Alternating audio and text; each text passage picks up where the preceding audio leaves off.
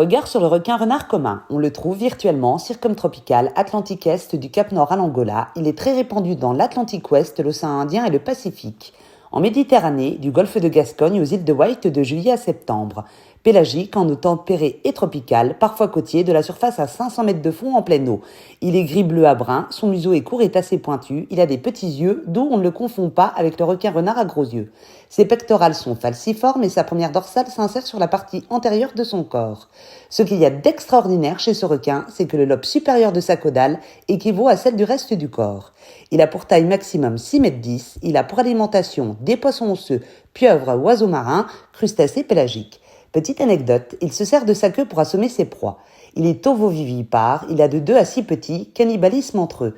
Les petits mesurent de 1,20 m à 1,50 m environ à la naissance. La maturité sexuelle est de 3,70 m pour les femelles et de 3,20 m à 4 m pour les mâles.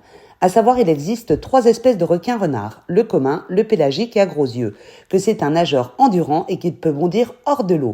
Il est craintif et timide, peu dangereux pour l'homme. Très vulnérable, c'est une espèce protégée.